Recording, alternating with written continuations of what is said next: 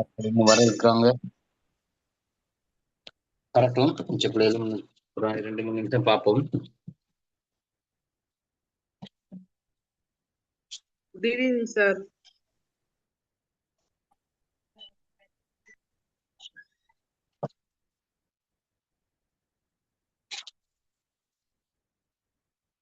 Good evening. 6 மணிக்கு 6:01 நாங்கள் joint ஆயிட்டேன். பிள்ளைகள் வெளில வரணும். ஜாயின்டான லேஸ் இல்லை நம்ம டைம் அநியாயமே. என்ன படிப்போம், என்ன படிச்சோம் ஞாபகப்படுத்துங்க பார்ப்போம். ஞாபகப்படுத்துங்க.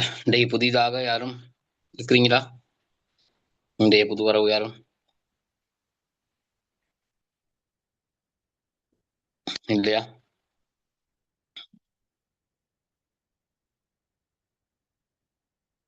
சஸ்மிகா,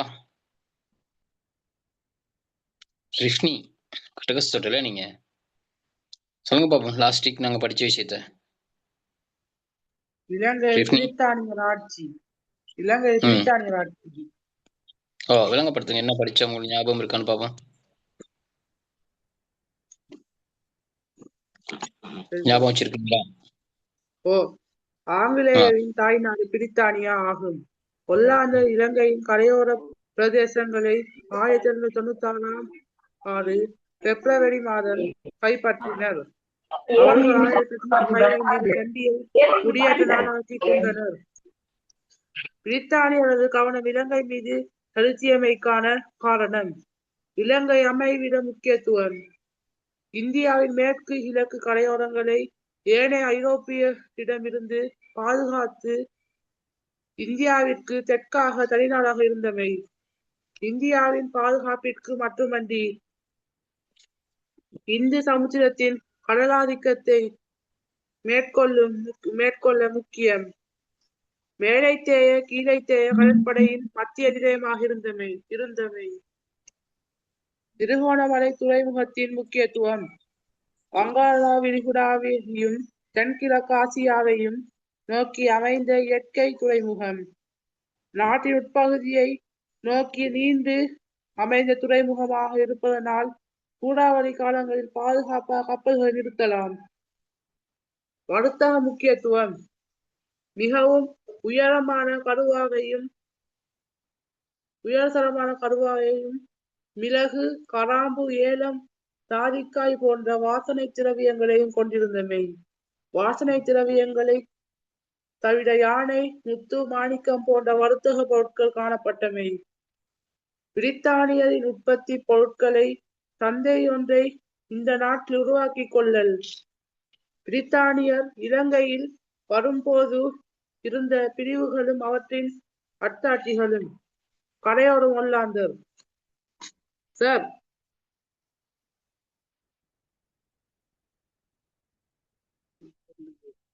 சார்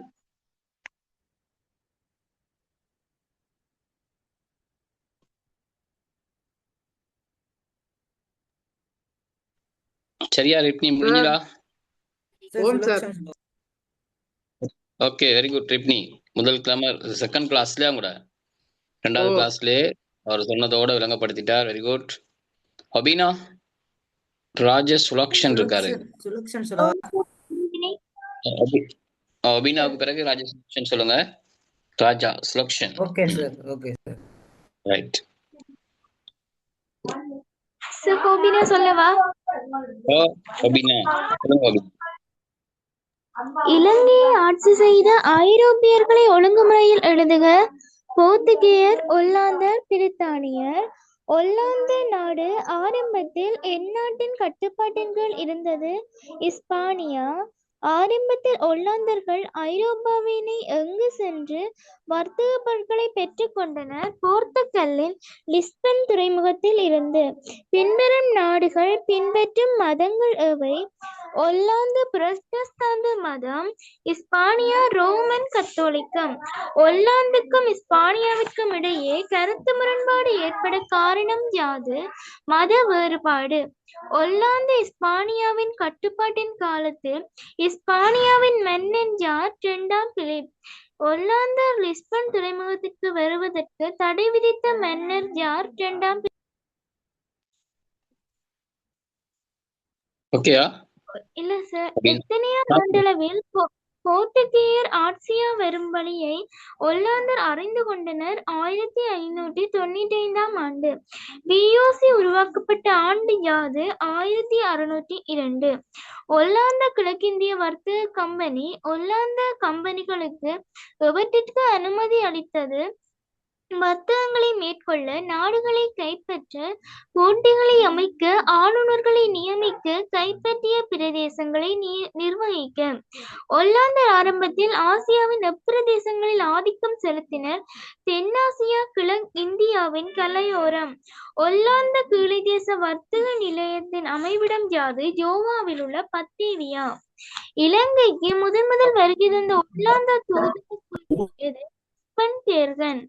அக்குழுவினை சந்தித்த மன்னன் யார்? விமலதர்ம சூரியன்.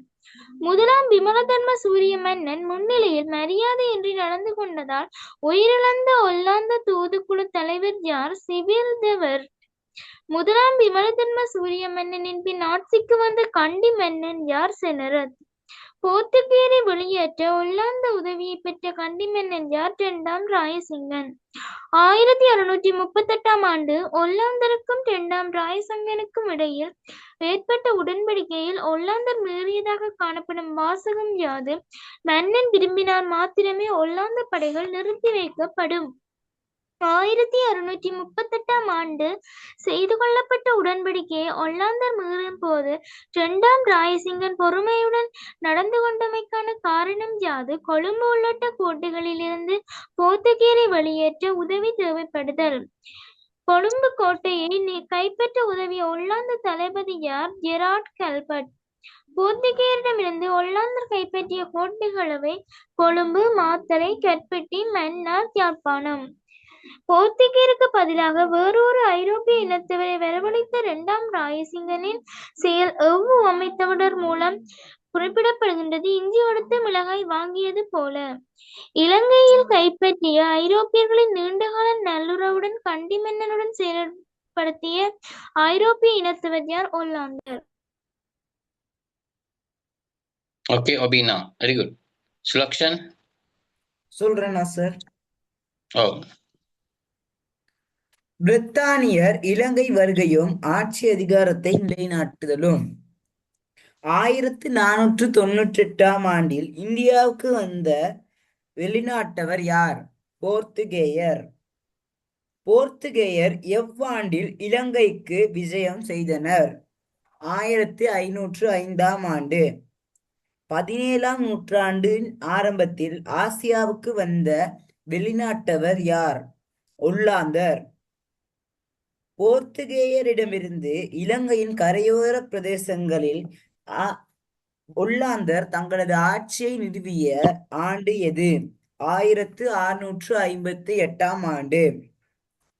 பிரித்தானியரின் கவனம் இலங்கைக்கு திரும்புதல். பிரித்தானியரின் கவனம் இலங்கையின் மீது திரும்பியதற்கான காரணங்கள் எவை? இலங்கையின் அமைவிட முக்கியத்துவம், திருகோணமலை துறைமுகத்தின் முக்கியத்துவம் மற்றும் வர்த்தக நடவடிக்கைகளில் இலங்கை பெற்றிருந்த முக்கியத்துவம். இலங்கை அமைவிட முக்கியத்துவம். இலங்கை சமுத்திரத்தின் தீவொன்றாக அமைந்திருந்தது. இந்து சமுத்திரத்தின். இலங்கையின் அமைவிடம் பிரித்தானியருக்கு எவ்வாறு முக்கியம் செலுத்தியது?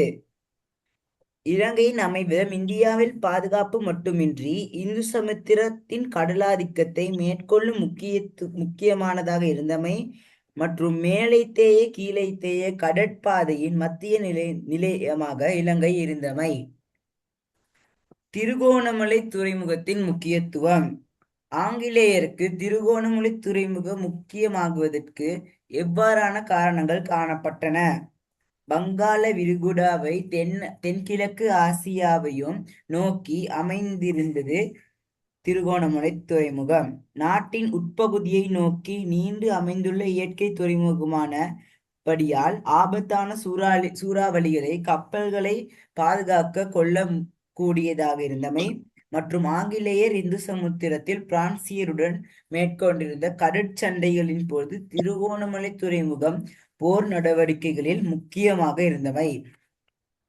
திருகோணமலை துறைமுகத்தின் அமைவிடத்தை தருக. வங்காள விரிகுடாவையும் தென்கிழக்கு ஆசியாவையும் நோக்கி அமைந்திருந்தது. வர்த்தக நடவடிக்கைகளில் இலங்கை பெற்றிருந்த முக்கியத்துவம். மிகவும் உயர்தரமான கருவாவையும் ஏனைய வாசனை திரவியங்களையும் கொண்டிருந்தமை. வாசனை திரவியங்கள் தவிர முத்து, மாணிக்கம், யானைகள் போன்ற வர்த்தக முக்கியத்துவமான பொருட்கள் காணப்பட்டமை மற்றும் பிரித்தானியரின் உற்பத்தி பொருட்கான சந்தையில் இலங்கையின் பொருட்களின் கேள்வி மிகவும் அதிகமாக காணப்பட்டமை. இலங்கையில் உற்பத்தியாக்கப்பட்ட வாசனை திரவியங்கள் எவை? மிளகு, கராம்பு, ஏலம், சாதிக்காய். Okay sir. Okay, good selection. அப்ஷாவும் ஐனாவும் இருக்கிறாங்க. அப்ஷா வெயிட் பண்ணுங்க. Afsha, good evening sir. Good evening. Good evening sir. Good evening. Good evening. முதல்ல எனக்கு good evening. Praneesh, good evening. 16ஆம் நூற்றாண்டில் ஒல்லாந்தர் ஆசியாவிலிருந்து கொண்டு செல்லப்பட்ட பொருட்களை யாரிடமிருந்து பெற்று ஐரோப்பிய நாடுகளுக்கு விற்பனை செய்தனர்? போர்த்துகேயர். ஒல்லாந்தர் போர்த்துகேயரிடமிருந்து பொருட்களை பெற்றுக்கொண்ட இடம் எது? லிஸ்பன். 16ஆம் நூற்றாண்டில் ஒல்லாந்து எந்த நாட்டிலிருந்து ஆட்சிக்குட்பட்டிருந்தது? ஸ்பானியா. ஸ்பானியர்கள் பின்பற்றிய மதம் எது? கத்தோலிக்கம். ஒல்லாந்தர் பின்பற்றிய மதம் எது? புரட்டஸ்தாந்து. ஒல்லாந்தர் லிஸ்பனுக்கு வருவதற்கு தடை விதித்த மன்னன் யார்? 2ஆம் பிலிப். ஒரு நூற்றாண்டு கால ஆசியாவுக்கு வருவதற்கான கடல்வழி தொடர்பான விளக்கத்தை ஐரோப்பியர் பெற்றுக்கொள்ள தடை செய்யும் நடவடிக்கைகளில் ஈடுபட்டவர்கள் போர்த்துகேயர். ஒல்லாந்தர் கடற்பிரயாணம் பற்றிய வழியை அறிந்து கொண்ட ஆண்டு எது? 1595. ஒல்லாந்தர் ஒல்லாந்து கீழே தேச வர்த்தக சங்கத்தை VOC உருவாகிய ஆண்டு எது? 1602. ஒல்லாந்தர் தனது கீழே தேச தலைமையகத்தை அழைத்து கொண்ட இடம் எது?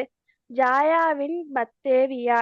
ஒல்லாந்து தூதுவர்களை முதலில் சந்தித்த மன்னன் யார்? 2ஆம் விமலதர்ம சூரியன். ஒல்லாந்தர் இலங்கையில் வந்திறங்கிய இடம் எது? காலி.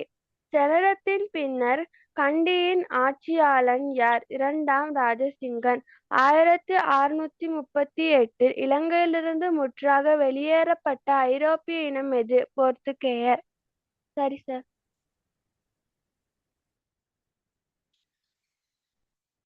ஓகே, ஐனா சொல்லவா? பிக் பண்ணுங்க. Okay sir.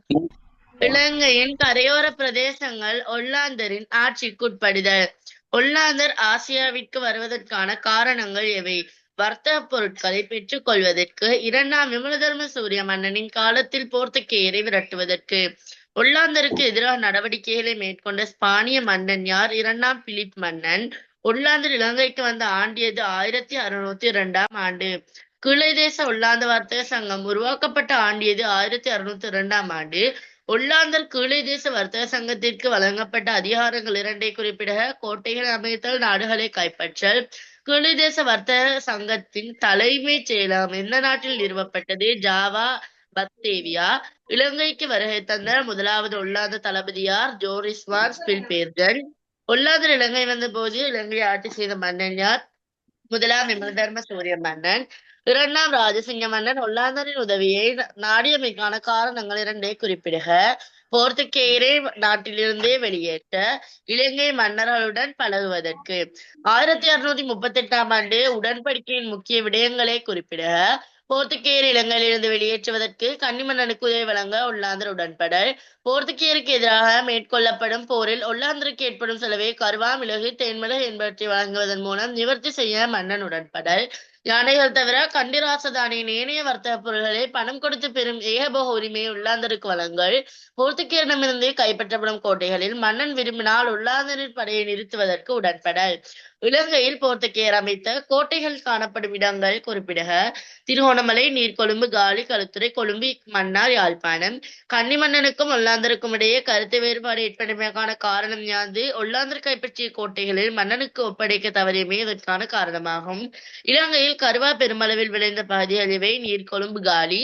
போர்த்துகேயரது ஆட்சி முடிவுக்கு வந்த ஆண்டு எது? 1658ஆம் ஆண்டு. ஒல்லாந்தர் இலங்கையில் கோட்டைகளை அமைத்த இடங்கள் எவை? கொழும்பு, மாத்தறை, நீர்கொழும்பு, கட்பிட்டி, மன்னார், யாழ்ப்பாணம், திருகோணமலை, மட்டக்களப்பு. இஞ்சி கொடுத்து மிளகாய் வாங்கியது போல இந்த உமை தொடருடன் தொடர்புடைய மன்னன் யார்? ராஜசிங்க மன்னன். கண்டி ராசதானிக்கும் ஒல்லாந்தருக்கும் இடையிலான தூது தொடர்புகள் எவ்வாறு காணப்பட்டன? கடித பரிமாற்றம், பரிசுகள் பரிமாறல், தூது பயணம். கடித பரிமாற்றத்தின் போது ஒல்லாந்தரும் கன்னி மன்னனும் உபயோகித்த வாசகங்களை குறிப்பிடுக. மன்னன், எனக்கு பணிபுரியும் அன்பான ஒல்லாந்தினத்தவர். ஒல்லாந்தர், தங்களது பணி உள்ள சேவையாளர். ஒல்லாந்த தூதுவர்களை கண்டி மன்னர்கள் சந்தித்த சந்தர்ப்பங்களை அட்டவணைப்படுத்துக. வருடம், கன்னி மன்னர், ஒல்லாந்த தூதுவர், தூது பயணத்திற்கு காரணம். 1602 முதலாம் விமலதர்ம சூரிய மன்னன் ஜோரிஸ் வான் ஸ்பில்பேர்ஜன் வர்த்தக நடவடிக்கை தொடர்பாக மன்னனுடன் கலந்துரையாடல். 1656 இரண்டாம் ராஜசிங்க மன்னன் ஜெனரல் ஜெராட் ஹால்பர்ட் மன்னனை சந்திக்கும்படி விடுத்த அழைப்பும் அப்போது நிலவிய பிரச்சனைகள் பற்றி கலந்துரையாடல். 1688 இரண்டாம் விமலதர்ம சூரிய மன்னன் கலன் அல்பஸ் மன்னனுக்கு ஒல்லாந்தருக்கும் இடையே புதிய உடன்படிக்கை ஏற்படுத்தல் தொடர்பாக கலந்துரையாடல். 1720 ஓகே ஐனா போதும். இப்ப நிறைய தெளிவா சொல்லியிருக்கிறீங்க ஐனா, வேகமாகவும் சொன்னீங்க. இதுல இன்னும் இருக்கிறாங்க ஐனா. ஓகே, சாஜிதாவும் நூரா 2 பேர் இருக்கிறீங்க. அப்படியே சிங்கிள் போட்ட வாக்குல வைங்க, போட்டு வைங்க. நான் கொஞ்சம் படிச்சுட்டு அதுக்கு பிறகு நீங்க அதை விளங்கப்படுத்தலாம். நாங்க 2ஆம் பாடம் படிச்சுட்டு இருக்கிறோம். 2ஆம் பாடம் படிச்சுட்டு இருக்கிறதுல உங்களுக்கு கரையோர கிளர்ச்சி வரை நான் அன்னைக்கு படிப்பிச்சிருந்தேன். ஞாபகம் இருக்குதா? 1797ஆம் ஆண்டு கரையோர கிளர்ச்சி ஆண்டில் ஏற்பட்ட கரையோர கலகம் சம்பந்தமா படிச்சிருக்கிறோம். இது பிரித்தானியருக்கு எதிராக மேற்கொள்ளப்பட்ட முதலாவது போராட்டம். பிரித்தானியருக்கு எதிரான முதலாவது போராட்டம். இதுக்கான காரணங்கள் ஞாபகம் வச்சிருக்கிறீங்களா? ரைட். இந்த கிளர்ச்சியினுடைய இது இப்ப முடிகிற விஷயம் இல்லை பிள்ளைகள். ஓலெவல் எக்ஸாம் பேப்பர்ல அந்த கேள்வி வரும். அதுக்கு பிறகு இரட்டை ஆட்சி சம்பந்தமா படிப்பிச்சேன். கிழக்கிந்திய வர்த்தக கம்பெனியும் பிரித்தானிய அரசும் இணைந்து இலங்கையின் கரையோர பிரதேசத்தை நிர்வாகம் செய்தது இரட்டை ஆட்சின்னு சொல்லப்பட்டது. 1798ஆம் ஆண்டிலிருந்து 1802ஆம் ஆண்டு வரையான காலம் இந்த இரட்டை ஆட்சி இடம்பெற்ற காலமாக இருக்கிறது. இங்க கிழக்கிந்திய வர்த்தக கம்பெனிக்கும் பிரித்தானிய அரசுக்கும் இடையில புரிந்துணர்வு, 2 பேரும் ஒத்துழைப்புடன் செயல்பட வேண்டியிருந்தது. குறிப்பாக வரி அறவிட்டது, வர்த்தக நடவடிக்கைகள் தொடர்ந்து கிழக்கிந்திய வர்த்தக கம்பெனிக்கு வழங்கப்பட்டிருந்தது. நிர்வாக செயற்பாடுகளை, நிர்வாகம், பாதுகாப்பு விடயங்களை பிரித்தானிய அரசு மேற்கொண்டது. ஆளுநராக பிரிட்டிக்னோத் நியமிக்கப்பட்டார் 1798ஆம் ஆண்டு. இவர் தான் இலங்கையினுடைய பிரித்தானியா சார்பாக நியமிக்கப்பட்ட முதலாவது ஆளுநர், கரையோர பிரதேசத்துக்கான முதலாவது ஆளுநர். இந்த இரட்டையாட்சி 98ஆம் ஆண்டிலிருந்து 1802ஆம் ஆண்டு வரை நடைபெற்றது. அதுக்கு பிறகு இரட்டையாட்சி வெற்றி அளிக்கவில்லை. காரணம், பிரித்தானிய அரசிற்கு, அதாவது ஆளுநருக்கு கிழக்கிந்திய வர்த்தக கம்பெனியினுடைய அதிகாரிகள் பூரணமான ஒத்துழைப்பை வழங்கவில்லை. இதனால் இரட்டை ஆட்சி பலவீனமுற்று இல்லாமல் போனது. அதற்கு பிறகு 1802ஆம் ஆண்டு தொடக்கம் முடி ஆட்சி, அதாவது மன்னர் ஆட்சி, பிரித்தானிய முடியின் கீழ் இலங்கை நிர்வாகம் செய்யப்பட்டது. ரைட், இதுதான் இதுல சொல்லப்பட்ட விஷயங்கள். இந்த கரையோர பிரதேசங்கள் முடிக்குரிய குடியேற்ற நாடாகிறதுல இதையும் நான் உங்களுக்கு விளங்கப்படுத்திட்டேன். அதுக்கு பிறகு பிரித்தானியர் கண்டி ராஜ்யத்தை கைப்பற்றுதல், இது நான் உங்களுக்கு விளங்கப்படுத்தினது ஞாபகம் இருக்குதா? சஜிதா? சார், நான் போன கிளாஸ் வர இல்ல சார். ஏன் வர இல்லை? தொடர்ந்து வரணும் கிளாஸ். சார், போன கிளாஸ் வந்து எங்களோட பாடசாலையில வந்து last fourth meet finale. Right, okay. Right, வேற யாரும்? அமிர்தா என்ன மாதிரி? லக்ஷனா? ஞாபகம் இல்ல. ஏன் ஞாபகம் இல்ல ஐநாவுக்கு? யாருக்கு ஞாபகம் இருக்கு? பிரணேஷ் ஞாபகம்? பிளாஸ்டிக் நான் உங்களுக்கு படிப்பித்த விடயங்கள்ல பிரித்தானியர் கண்டி ராசதானியை கைப்பற்றுறதுல செல்வாக்கு செலுத்திய காரணம். ஏன் கண்டி ராசதானி மீது கவனம் செலுத்தினாங்க? ஞாபகம் இருக்கா? இல்ல. ஓம் சார். ரைட். அது கொஞ்சம் பார்ப்போம். இலங்கையின் அமைவிட முக்கியத்துவங்கள் அது அடுத்தது இல்ல திருகோணமலை. அது இல்ல அது இல்ல அது இல்ல கேள்வி அது இல்ல. பிரித்தானியர் கண்டி ராசதானியை கைப்பற்றுதல். கண்டி ராசதானி மீது பிரித்தானியர் கவனம். ஏன் கண்டி ராசதானியை அவங்க கைப்பற்றணும்னு நினைத்தாங்க தான் கேள்வி. அப்ப பிரித்தானியர் கண்டி ராசதானியை கைப்பற்ற நினைத்ததுக்கான காரணம் என்னன்னா பல காரணங்கள் இருக்குது. பாருங்க, கண்டி ராச்சியத்தை கைப்பற்றிக் கொள்ளும் நோக்குடன் பிரித்தானியர் 1803 1815 ஆண்டுகளில் இருமுறை ஆக்கிரமிப்புகளை மேற்கொண்டனர். 1803 கண்டி மன்னனுக்கும் அதன் குடிமக்களுக்கும் இடையே நல்லுறவு நிலவியமையால் அவ்வாண்டில் மேற்கொள்ளப்பட்ட ஆக்கிரமிப்பு முழுமையாக தோல்வியுற்றது. யாருக்கு தோல்வி? பிரித்தானியருக்கு தோல்வி. பிரித்தானியர் படையெடுத்தாங்க, ஆனா கண்டி மக்கள் கண்டி மன்னனுக்கு விசுவாசமாக இருந்தாங்க. அதனால ஆங்கில படைகளை கண்டிக்குள் வரவிடல. வந்தவர்களையும் அவங்க திருப்பி தாக்குனாங்க. ஆகவே பிரித்தானியர் தோல்வி அடைஞ்சாங்க. சரி, என்றாலும் 1815 ஆண்டளவில் கண்டி மன்னனுக்கு மக்களின் ஒத்துழைப்பு கிடைக்காமையால் பிரித்தானியர் தமது நோக்கை அடைந்து கொள்ளக்கூடியதாய் இருந்தது. இப்ப முதலாவது 803 ஆண்டு பிரித்தானியருக்கு எதிராக இருந்த மக்கள், மன்னனுக்கு ஆதரவாக இருந்த மக்கள். ஆனா 815 ஆண்டு என்ன பண்றாங்க? பிரித்தானியருக்கு ஆதரவாகி மன்னனுக்கு எதிராக மாறுறாங்க. அதுக்கு என்ன செயற்பாடு, என்ன காரணம், அதான் விரிவா நாங்க இன்னைக்கு படிக்க இருக்கு. 1803 ஆண்டு கண்டி மீதான ஆக்கிரமிப்பு. ஏன் பிரித்தானியர் கண்டி மீது கவனம் செலுத்தினாங்க அப்படிங்கிறதுக்கு ஒரு 4 காரணங்கள் இருக்குது. எதனால பிரித்தானியர் கண்டி ராசதானியை கைப்பற்ற விரும்பினாங்க அப்படின்னு சொன்னா, ஒன்று நான் சொல்லிட்டு அதுக்கு பிறகு பாடத்தை நான் விளங்கப்படுத்துறேன், நோட்ஸ் விளங்கப்படுத்துறேன். புத்தகம் உள்ளாக்கள் 30ஆம் பக்கம் புத்தகத்தை எடுத்து வச்சுக்கொள்ளுங்க.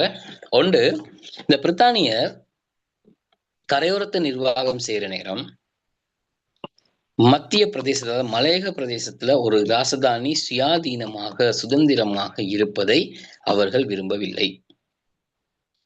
விரும்பல. சுற்றி கரையோரத்துல ஆங்கிலேயர் இருக்கிறாங்க, ஆனா நடுவுல மத்திய பகுதியில ஒரு ராஜ்யம் இருக்கிறது, அங்க ஒரு மன்னன் இருக்கிறான், சுதேச ஆட்சி இருக்கிறது. இது என்றைக்கு இருந்தாலும் தங்களுக்கு ஆபத்து.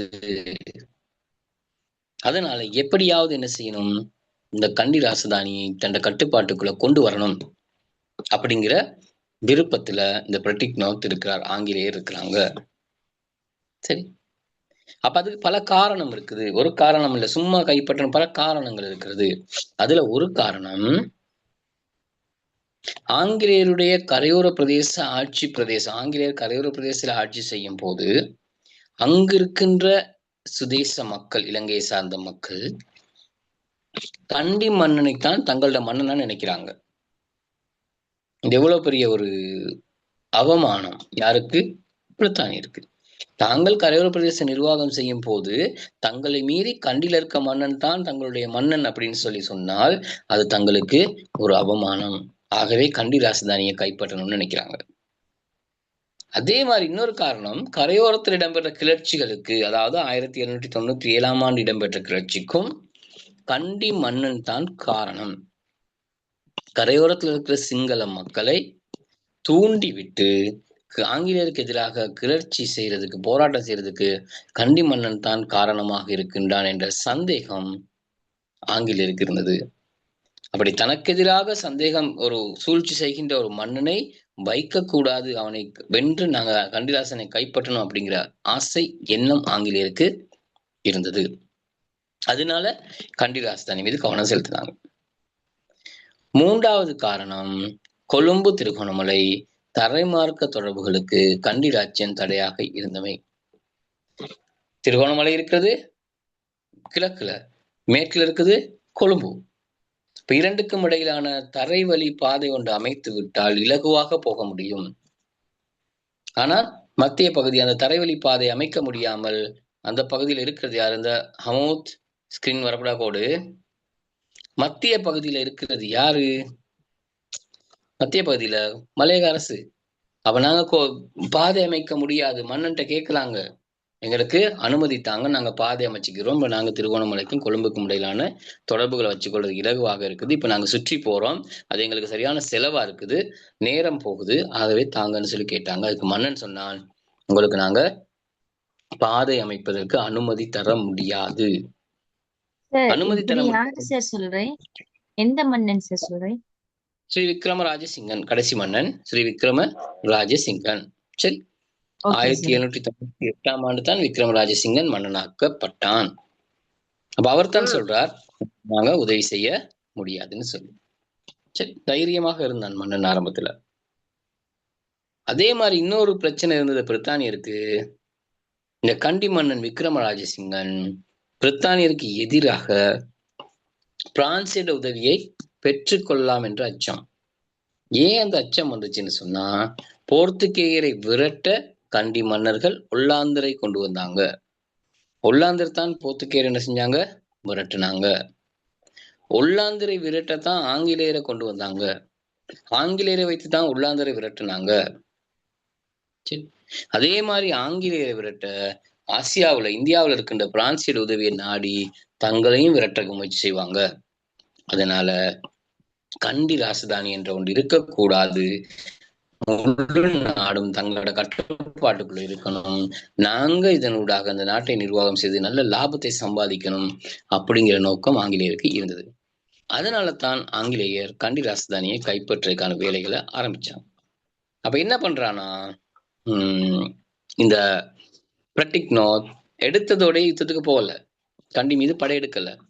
அவர் என்ன யோசிக்கிறாருன்னு சொன்னா, தங்களுடைய படை பலத்தை காட்டி, தங்களுடைய படைபலத்தையும் வீரத்தையும் ஆயுதங்களையும் மன்னனுக்கு காட்டி, மன்னன் அதை பார்த்து பயந்து தாங்கள் சொல்றதையெல்லாம் கேட்பார் அப்படின்னு பிரெட்டிக்னோத் ஆசைப்பட்டார், எதிர்பார்த்தார். அதனால என்ன பண்றாருன்னா, பிரெட்டிக்னோத் நோட்ஸ் விளங்கப்படுத்தின பிள்ளைகள் 1800ஆம் ஆண்டு, இந்த படையெடுப்புக்கு முதல் 1800ஆம் ஆண்டு 1164 படை வீரர்களையும், 1164 படை வீரர்கள், அவ்வளவு பேர் கையிலையும் துப்பாக்கி இருக்கும், அந்த படை வீரர்களையும் 8 பீரங்கிகளையும் மேக்டவல் தலைமையில கண்டிக்கு அனுப்பி கண்டி மன்னனை சந்திக்க வைக்கிறாங்க. யுத்தத்துக்கு அனுப்பல, கண்டி மன்னனை இந்த படைகளோடு போய் சந்திச்சுவான். இந்த படைகளை கண்டு மன்னன் என்ன செய்வான், பயப்படுவான். நாங்க என்ன சொன்னாலும் அவன் என்ன செய்வார், செய்வார் அப்படின்னு பிரெட்டிக்னோத் எதிர்பார்த்தார். இந்த தகவல் மன்னனுக்கு வந்துருச்சு. இப்படி படைகளோட வர்றார், தங்கள படைபலத்தை காண்பிக்கிறதுக்காக வர்றாங்க அப்படின்னு சொன்னதோட மன்னன் சொன்னான், உடனே தூது அனுப்பினான், படைகள் யாரும் ஆயுதங்களோடு கண்டி நகருக்குள் நுழைய அனுமதி இல்லை, யாரும் வரக்கூடாது, தூதுவர்கள் வேணா என்னை வந்து சந்திக்கலாம் அப்படின்னு சொல்லி சொன்னார். கடைசியில கொண்டு வரப்பட்ட படைகள் ஆயுதங்கள் எல்லாம் இடையிலே நிறுத்தப்பட்டு விட்டு மேக்டோவல் தலைமையில ஒரு தூதுக்குழு மன்னனை வந்து சந்தித்தது. பேச்சுவார்த்தையில வெற்றி அளிக்கவில்லை. பிரெட்டிக்னோத்க்கு பெரிய பிரச்சனை, நான் ஒரு விஷயத்தை யோசிச்சு சிந்தித்து செயற்பட்டேன், இது சரி வரும்னு சொல்லி நினைத்தேன், ஆனால் அது சரி வரவில்லை. ஆகவே 1803ஆம் ஆண்டு பிரெட்டிக்னோத் கண்டி மீது படையெடுப்பை மேற்கொண்டார். அந்த படையெடுப்புல பிரெட்டிக்னோத்தால வெற்றி பெற முடியல. சரி, இப்ப நாங்க நோட்ஸை பார்ப்போம்.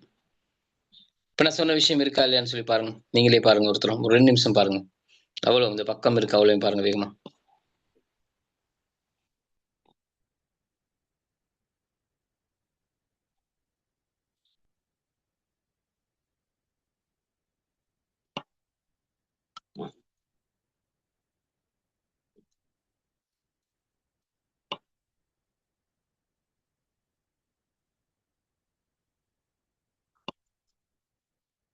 சரி, பாருங்க, பார்த்துட்டு குயிக்கா பாருங்க, பார்த்துட்டீங்கன்னா நான் விளங்கப்படுத்துறேன் திரும்ப.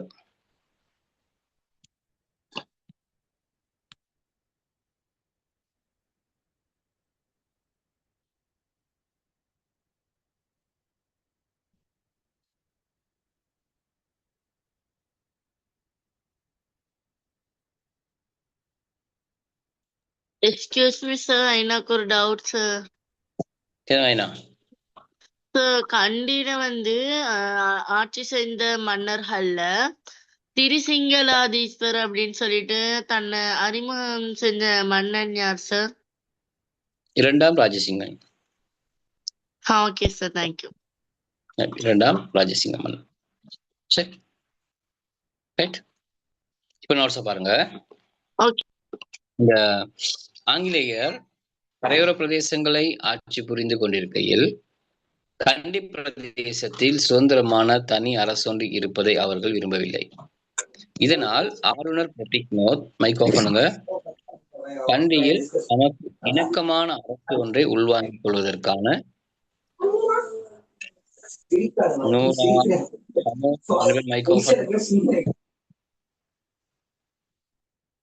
மைக்கோஃபோன் இருங்க.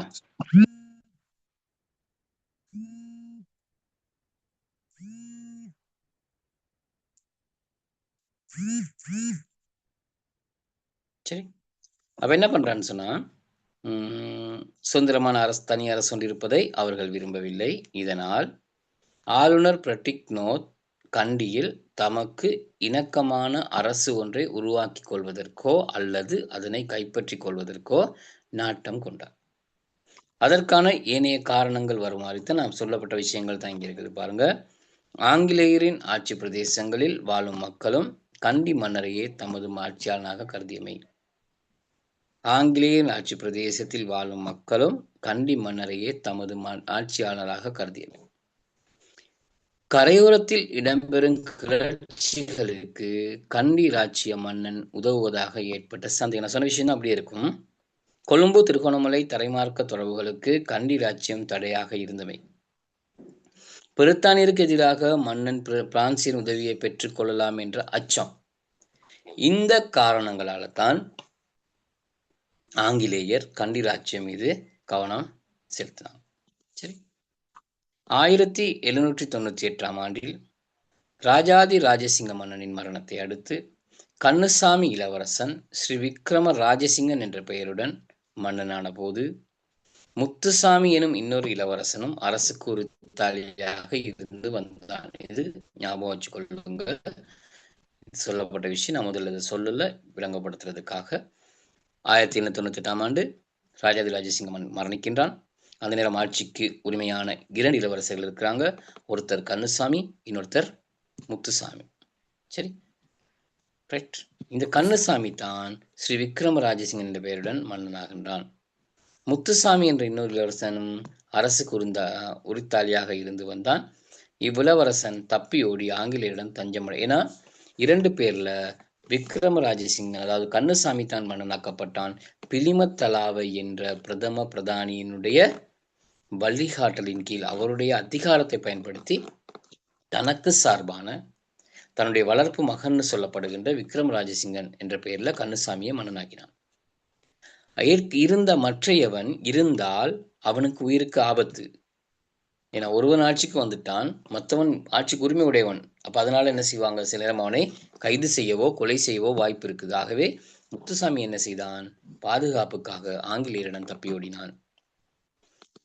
1800ஆம் ஆண்டில் தளபதி மெக்டோவல் தலைமையில் கண்டிக்கு படை ஒன்றை அனுப்பி ஆங்கிலேயருக்கு சாதகமான நிபந்தனைகளுக்கு ராஜசிங்க மன்னனை இணங்க செய்வதற்கு ஆளுநர் நோத் முயற்சித்தாலும் அந்நிபந்தனைகளுக்கு மன்னன் இணங்காமையால் அப்பயணம் தோல்வியுற்றது. அனுப்புறாரு, போயிட்டு பேசி நாங்கள் சொல்றதெல்லாம் கேட்டு அவர் செயற்படுறதுக்கு ஒப்பந்தம் பண்ணிட்டு வாங்க, கையொப்பம் விட்டுட்டு வாங்கன்னு சொல்ல அவன் மன்னன் சொன்னான், அதெல்லாம் கேட்க இயலாது, நீ சொல்றதெல்லாம் நான் எனக்கு விருப்பம் இல்லைன்னு சொல்லிட்டு. அதன் பின் ஆளுநர் நோத் 1803இல் கண்டியை ஆக்கிரமிக்கும் முயற்சியில் ஈடுபட்டார். மெக்டோவலின் தலைமையில் மேற்கொள்ளப்பட்ட இவ்வாக்கிரமிப்பின் போது கொழும்பிலிருந்தும் எங்கட ஸ்ரீலங்காட கடைசி மன்னனான ஸ்ரீ விக்ரம ராஜசிங்க தானே அவர் ஓம் சார் நீங்க பேசுற கேக்குது இல்ல பரவா? கேக்குது இல்லையா சார்? நான் பேசுற கேக்குதா? இல்லையே, சத்தம் இல்ல. இன்னும் கொஞ்சம் பாருங்க, உங்களோட மைக் கிளியரா கேக்குது. ஓம் சார். இல்ல, எனக்கு ஐனா பேசுறது கேக்குது சார். எல்லாரும் பேசுறதும் கிளியரா கேக்கு. இப்போ ஓகே. இப்போ பேசுங்க பரவா. அவர் வந்து எங்கட நாட்டுல கடைசி மன்னர் ஸ்ரீ விக்ரம ராஜசிங்கன் இருக்காரு தானே, அவருக்கு வந்து சின்ன வயசுலயா சார் ஆட்சி கிடைச்சது? ஆமா, பெரிய ஒரு வயது இல்ல, இளம் வயதுல தான் ஆட்சிக்கு வந்தார். 15-20 வயசுக்குள்ளன்னு வச்சுக்கொள்வோமே, சிறு வயதுல தான் ஆட்சிக்கு வந்தார். அதனால அவருக்கு ஆட்சி அனுபவம் இருக்கல. ஆரம்பத்துல பிலிமத்தலாவை தன்னை மன்னனாக்கிய தனது வளர்ப்பு தந்தைன்னு சொல்லப்படுகின்ற பிலிமத்தலாவை சொல்வதை கேட்டு செயல்பட்டார். சிறிது காலத்துல இந்த மன்னன் நாயக்க வம்சத்தவர்கள் தன்னுடைய உறவினர்களான நாயக்க வம்சத்தை சொல்வதை கேட்டு செயல்பட்டார். அதனாலதான் பிலிமத்தலாவைக்கு மன்னனுக்கும் இடையில முரண்பாடு வந்தது. அதன் காரணமாகத்தான் பிலிமத்தலாவை மன்னனால் கொலை செய்யப்பட்டார். சரி, சந்தேகம் கேளுங்க. ஏன்னு தெரியல, அந்த மைக்கோ முதல்ல வேலை செய்யல. ஓகே, அடுத்து பாருங்க. கண்டிக்கு படை ஒன்று போறாங்க. ஆளுநர் முற்றிலும் நிபந்தனைகளுக்கு மன்னன் இணங்காமல் பயணம் தோல்வியுற்றது. அதன் பிறகுதான் என்ன செய்யறாங்க, கொழும்பிலிருந்தும் காலியிலிருந்தும் இரு இராணுவ படை அணிகளை கண்டிக்கு அனுப்புவதற்கு நோர்த் நடவடிக்கைகளை மேற்கொண்டார். இப்படை 1803 பிப்ரவரி மாதத்தில் கண்டி நகரினுள் பிரவேசித்தது. கண்டி நகரை கைப்பற்றி கொண்ட ஆங்கிலேயர் முத்துசாமி இளவரசனை மன்னனாக பிரகடனப்படுத்தினர். ஸ்ரீ விக்ரமராஜசிங்க மன்னன் தலைமறைவாக இருந்தமையால் ஆங்கிலேயருக்கு சார்பான ஒருவனை மன்னனாக ஏற்றுக்கொள்ளவே கண்டி மக்கள் முன்வரவில்லை. என்னன்னா, இப்ப 1803 விக்ரமராஜசிங்கனை தோல்வியடைய கைது செய்வதற்காக அல்லது கொலை செய்வதற்காக பிரட்டிக்னோத் படை அனுப்புகின்றார் மேக்டோவல் தலைமையில. அந்த படை வரும்போது மன்னன் பின்வாங்கி அங்குரங்கத்தைக்கு தப்பிச் சென்றான். மன்னன் போருக்கு தயாராக இல்லை.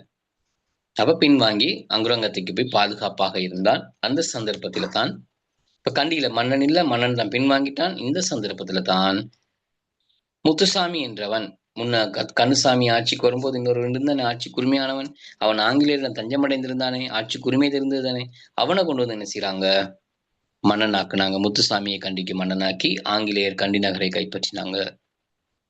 ஆனா இந்த முத்துசாமியை ஏற்றுக்கொள்வதற்கு கண்டி மக்கள் விரும்பவில்லை. காரணம், அவன் ஆங்கிலேயருக்கு சார்பானவன் என்ற காரணத்தினால அவனை மன்னனாக்குறதுக்கு அவங்க விரும்பவில்லை. சிறிது காலம் போனது பாருங்க. ஆங்கிலேயரை தாக்குவதற்கு தயாரான மலைநாட்டினர் மழைக்காலம் தொடங்கும் வரை தந்திரமாக யுத்தத்தை தாமதப்படுத்தினர். மழைக்காலம் தொடங்கியவுடன் யுத்தத்தை ஆரம்பித்த கண்டியர் கண்டி கொழும்பு நகரங்களுக்கு இடையேயான பிரதான பாதைகள் அனைத்தையும் தடை செய்து ஆங்கிலேய படையினருக்கு தேவையான உணவு ஆயுத விநியோகங்களை தடுத்து விட்டனர். கண்டி பற்றி ஆங்கிலேயருக்கு அனுபவம் இல்லை. போர்த்துகேயரும் அனுபவம் இல்லாமல் தான் தோற்று போனார்கள். ஒல்லாந்தராலையும் கண்டி சம்பந்தமான பூரண அனுபவம் இல்லாமல் தான் அவர்களாலும் கைப்பற்ற முடியாமல் போனது.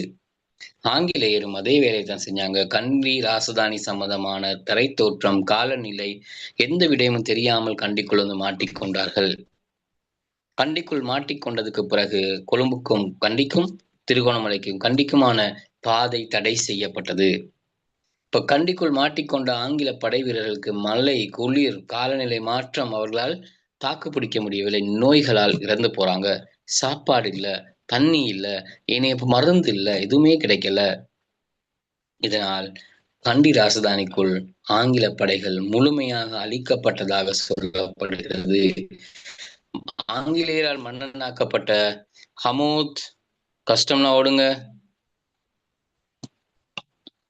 உங்களுக்கு கிளாஸ்ல இருக்க கஷ்டமா இருந்தா நீங்க லீவ் ஆகுங்க. கோடு போட்டுட்டு இருக்க வேலை செய்ய வேணாம். சரி, இந்த ரூம்ல கோடு போட்டீங்கன்னா நான் உங்களை லீவ் பண்ணுவேன், ரிமூவ் பண்ணி விடுவேன். சரி, அதனால படிக்க விஷயத்தை மட்டும் கேளுங்க, மற்றவங்க டிஸ்டர்ப் பண்ணாதீங்க. சரி, பாருங்க. இப்ப கண்டிக்குள் பிரவேசிக்கும் அனைத்து பாதைகளையும் இச்சந்தர்ப்பத்தில் கண்டியின் மன்னனாக ஆங்கிலேயரால் நியமிக்கப்பட்டிருந்த முத்துசாமி இளவரசர் தன்னிடம் ஒப்படைக்கும்படி ஸ்ரீ விக்ரமராஜசிங்க மன்னன் கட்டளையிட்டான். மேஜர் டேவியினால் அக்கட்டளை நிறைவேற்றப்பட்டாலும் முத்துசாமி இளவரசன் உட்பட ஆங்கில படைகளை கண்டிய மக்கள் முழுமையாக அழித்தொழித்தனர். இதன்படி கண்டியை கைப்பற்றிக் கொள்வதற்கு ஆங்கிலேயர் மேற்கொண்ட முதலாவது முயற்சி படு தோல்வியில் முடிவடைந்தது. சரி, படு தோல்வியில முடிவடைந்தது.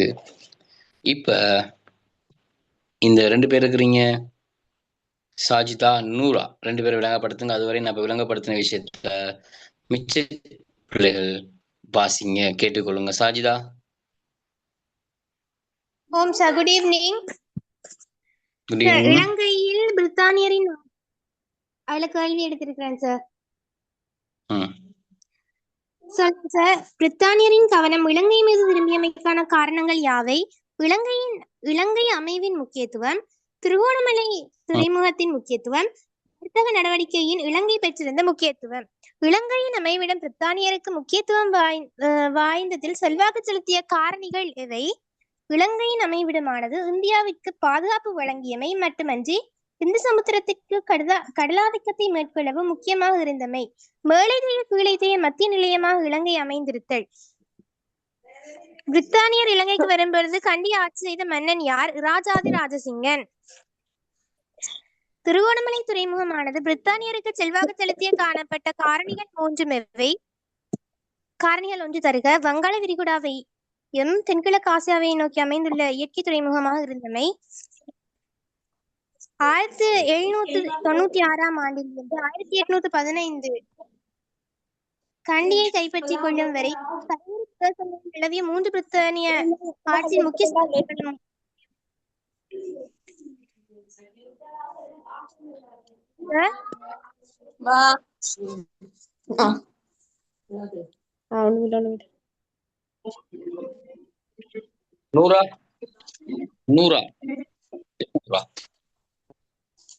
ஒல்லாந்தர் வருகை பற்றி கேள்.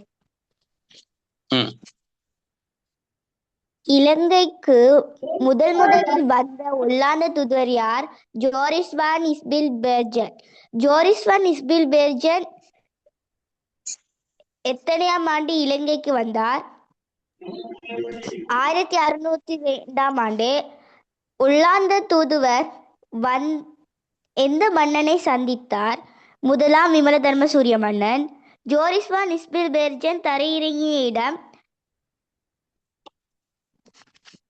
மட்டக்களப்பில். இலங்கைக்கு இரண்டாவது வந்த ஒல்லாந்த தூதுவர் சீபெல்தவாட் தலைமையில் வந்த தூதுக்குழு. அரசனின் மாளிகையில் ஏற்பட்ட சதியால் இறந்தவர் யார்? சீபெல்தவாட். ஒல்லாந்தரின் மத்திய வர்த்தக நிலையமாக ஆசியாவில் இருந்த இடம் எது? ஜாவாவின் பத்தேவியா. இரண்டாம் ராஜசிங்க மன்னன் போர்த்துகேயர் நாட்டிலிருந்து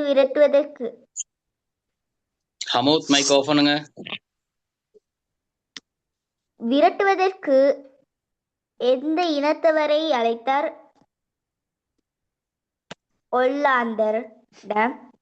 ஒல்லாந்தர் செய்த உதவிக்காக மன்னன் வழங்குவதாக சலுகைகள், கருவா வர்த்தகத்தின் உரிமையும், கிழக்கு கரையோர துறைமுகம், 1638 ஆண்டு உடன்படிக்கையின் முக்கிய விடயங்கள், போர்த்துகேயரை இலங்கையிலிருந்து வெளியேற்றுவதற்கு கண்டி மன்னனுக்கும் உதவி வழங்கிய ஒல்லாந்தர் உடன்படல், போர்த்துகேயருக்கும் எதிராக மேற்கொள்ளப்பட்ட போரில் ஒல்லாந்தருக்கு ஏற்படும் செலவை கருவா, மிளகு, தேன்மெழுகு என்பவற்றை வழங்கி மூலம் நிவர்த்தி செய்வ மன்னன் உடன்படல். ஓகே, போதும் நூறா. கொஞ்சம் இன்னும் தெளிவா இருக்கணும். கொஞ்சம் வாசிக்க கஷ்டப்படுற மாதிரி இருக்குது நூறா. சரி, அடுத்தது மைக்கா மற்ற பிள்ளைகள் ஆஃப் பண்ணி வைக்கணும். எல்லாம் மைக் திரும்ப ஒன் பண்ணிட்டு இருக்கிறீங்க. உங்களோட மைக் ஆன் பண்ணா உங்களோட சத்தம் இங்கே டிஸ்டர்பா இருக்கும், எல்லாத்துக்கும் கேட்டுட்டு இருக்கும். மைக் ஆஃப் பண்ணி வச்சுட்டு தேவையான சந்தர்ப்பத்துல மட்டும் மைக் ஆன் பண்ணா போதும். சரி, ரைட். இப்ப பார்ப்போம். இந்த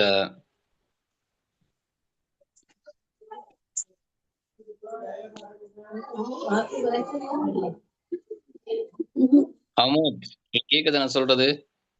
திரும்பியும் மைக் ஆஃப் பண்றீங்க, ஆன் பண்ணிட்டு இருக்கீங்க. ரைட். தாமஸ் மெய்ட்லண்ட் பிரெட்டிக்னோத் 1803 ஆண்டு கண்டி மீது படையெடுத்து படுதோல்வி அடைஞ்சதுக்கு பிறகு 1805 1805 ஆண்டு அவருடைய பதவிக்காலம் முடிவடைய அவர் மீண்டும் பிரித்தானியாவுக்கு திருப்பி அழைக்கப்பட்டார். அவரோட பதவிக்காலம் முடிஞ்சு அவர் திருப்பி அழைக்கப்பட்டுட்டார். அவருக்கு அவருக்கு பதிலாக ஆளுநராக நியமிக்கப்பட்டவர் தோமஸ் மெய்ட்லண்ட் சொல்லப்படுகின்றவர் 1805 ஆண்டு நியமிக்கப்பட்டார். நோர்த் ஆளுநரை விட தந்திரசாலியான மெய்ட்லண்ட் கண்டி மன்னனுடனும் மக்களுடனும் நல்லுறவு கொள்ளும் வரை அவ்ராஜ்யத்தை ஆக்கிரமிப்பதில் பிரித்தானியர் வெற்றி பெற முடியாது என்பதை உணர்ந்திருந்தார். அவருக்கு ஒரு ஐடியா இருந்தது, நாங்க இப்படி பிரட்டிக் நோர்த் மாதிரி யுத்தம் செய்தால் நாங்க எப்படியும் என்ன செய்வோம், தோல்வி அடைஞ்சிருவோம். அதனால நாங்க கண்டி மக்கள், கண்டி மன்னன், கண்டி ராசதானி பற்றிய சகல தகவல்களையும் அறிந்து கொண்டு அவங்களோட நட்பு கொண்டால் மட்டும்தான் எங்களால கண்டி ராசதானியை பிடிக்க முடியும் அப்படிங்கிற எண்ணம் அவருக்கு இருந்தது.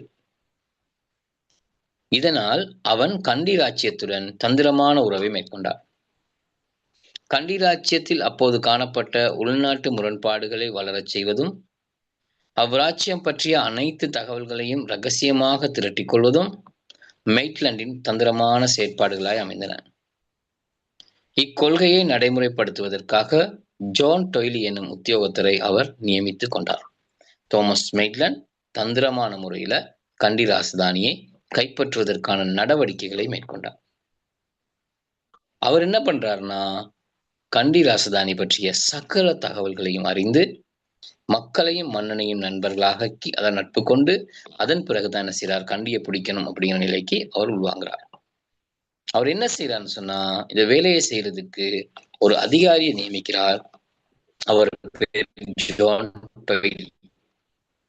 அவர் வருகை தந்தது இந்த வேலைக்காக அல்ல, அரச வேலைக்காகத்தான் வந்தார். இருந்தாலும் அவருடைய திறமை அதை வைத்து அவர் இந்த பொறுப்புக்கு நியமிக்கப்பட்டார், பதவிக்கு நியமிக்கப்பட்டார். 1774 ஆண்டில் இங்கிலாந்தில் பிறந்த ஜான் டொய்லி தமது கல்வி நடவடிக்கைகளின் பின்னர் அரச உத்தியோகத்தனாக இலங்கைக்கு வந்தார். அரச நிர்வாக சேவை உத்தியோகத்தனாக கடமையாற்றும் போது சிங்கள மொழியை கற்றுக்கொள்வதிலும் ஆர்வம் செலுத்தினான். சிங்கள மொழியை சரளமாக கற்றுக்கொண்டார். சேற்றின் மிக்க இளம் உத்தியோகத்தர்களாக ஜான் டொய்லி குறுகிய காலத்தினுள் சிங்கள மொழியை கற்று இந்நாட்டு மக்களின் பழக்க வழக்கங்களையும் தெரிந்து கொண்டு அரசாங்க மொழிபெயர்ப்பாளன் ஆகவும் செயற்பட்டான்.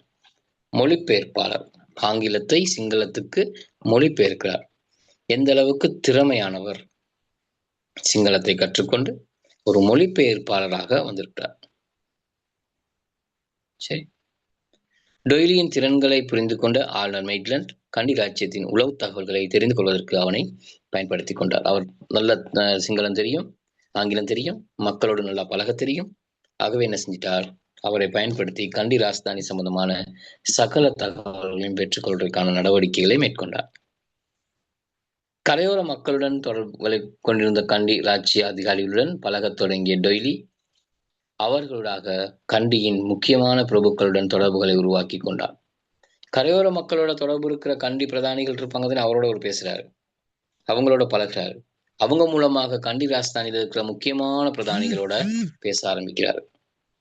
சரி, இவ்வாறு பிலிமத்தலாவ, மீகஸ் தென்ன, அஹல பொல்ல, முள்ளிகுட போன்ற தலைவர்களுடன் அவர் தொடர்புகளை ஏற்படுத்தி கொண்டார். இதற்கு மேலாக பல்வேறு வேடம் தரித்த உளவாளிகள் மூலமும் அவன் தகவல்களை பெற்றுக்கொண்டார். டொய்லியின் இத்திறன் வாய்ந்த பணியால் எந்த ஒரு ஐரோப்பியருக்கும் வெளிக்கொணர்ந்து கொள்ள முடியாது போன கண்டியின் பாதுகாப்பு இரகசியங்களை கூட தெரிந்து கொள்வதற்கு ஆங்கிலேயரால் முடியுமா இருந்தது. அவ்வளவு சிறப்பாக செயல்பட்டு கண்டி ராசதானியில் இருக்கின்ற சகல தகவல்களையும் பெற்று கண்டி ராசதானிக்கு பலமாக இருக்கிற அவ்வளவு விடயங்களையும் அவர் என்ன செஞ்சார், பெற்றுக்கொண்டார். டொய்லிக்கும் மலைநாட்டு தலைவருக்கும் இடையேயான தொடர்புகள் சம்பந்தப்பட்ட முக்கியத்துவம் மிக்க ஏராளமான தகவல்களை அவனுடைய தினக்குறிப்பேட்டிலிருந்து அறிந்து கொள்ளக்கூடியதா இருந்த அவர் டைரியில எல்லாம் எழுதி வச்சிருக்கார். எப்படியான விடயங்கள் இருக்குது அவ்வளவும் என்ன செஞ்சிருக்கார், அவர் தன் தினக்குறிப்பேட்டில் எழுதியிருக்கிறார். அவ்வளவு திறமைசாலியாக இருந்தவர் தான் இந்த ஜான் டொய்லி என்பவர். அதே தான் ஸ்பை. தகவலை அந்த காலத்துல தைரியமாக கண்டி ராஜஸ்தானிக்குள் போயிட்டு எல்லாரையும் சந்தித்து எல்லாரோடையும் பேசி பிரபுக்கள், மக்கள், மன்னன், கடைசியில் எல்லா தகவல்களையும் தங்களுக்கு சார்பாக மாற்றி அமைத்து கண்டி ராசதானியை தங்களோட கட்டுப்பாட்டுக்குள்ள கொண்டு வந்த கண்டிராசனை கைப்பற்றுவதற்கு முக்கிய பங்காளியாக இருந்தவர் இந்த ஜான் டொயில். அதுக்கு வழி அமைத்து கொடுத்தவர் தான் தோமஸ் மெய்ட்லண்ட் சொல்லப்படுகின்ற திறமையான அந்த தந்திரமான புத்திசாலித்தனமான ஆளுநர். அதை அடிப்படையாக வச்சுதான் அவர் எந்த சந்தர்ப்பத்திலையும் படையெடுக்கல, முழு தகவல்களையும் எல்லாத்தையும் செஞ்சு இலகுவாக கண்டியை கைப்பற்றுவதற்கான வேலைகளை பின்புலத்தை அமைத்து கொடுத்தார். அந்த செயற்பாடு தான் என்ன செய்தது, கண்டி ராஜஸ்தானி ஆங்கிலேயரால் கைப்பற்றப்படுறதுக்கு காரணமாக. எவ்வளவு சிறப்பு விஷயம். சரி, ஜான் டொயிலையும் தோமஸ் மெய்ட்லண்டையும் ஒரு தரம் பார்த்துக் கொள்ளுங்க.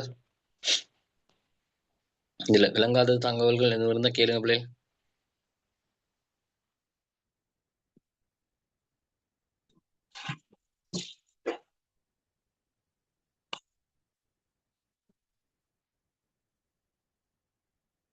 இந்த எங்களோட டச், அதாவது ஒல்லாந்தர்ட காலத்திலயா இந்த கொக்கோ தேயிலை அது வந்துச்சு, இல்லாட்டி ஐரோப்பியர்களோட காலத்திலயா? ஆங்கிலேயர்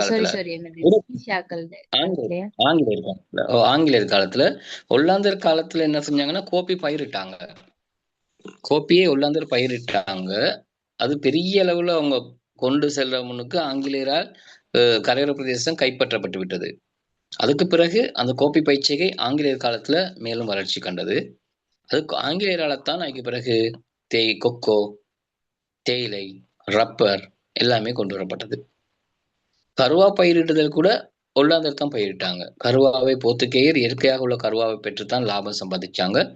ஒல்லாந்தர் கருவாவை பயிரிடவும் ஆரம்பிச்சாங்க, கருவா மூலம் அதிக லாபத்தை பெறுவதற்காக. அதே மாதிரி கோப்பி பயிற்சியை ஆரம்பிச்சாங்க.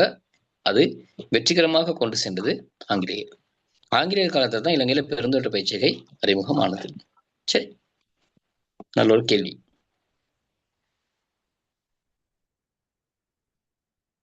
சரி, வேற ஏதாவது கேக்குறதா?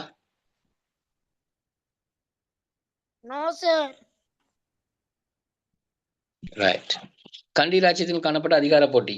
அடுத்தது 1803 ஆண்டின் பின்னர் இப்ப எப்படி ஆங்கிலேயர் கண்டியை கைப்பற்றாங்க அப்படிங்கிற விஷயம் தான் இது.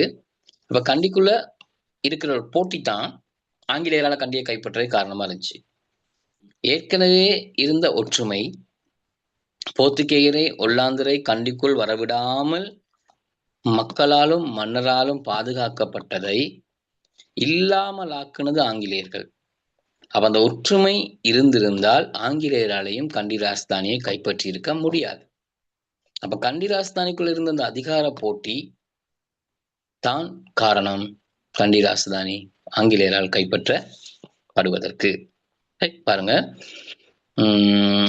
1803 ஆண்டின் பின்னர் கண்டி ராஜ்யத்தின் அரசியல் மிகவும் மோசமான நிலைக்கு திரும்பிக் கொண்டிருந்தது.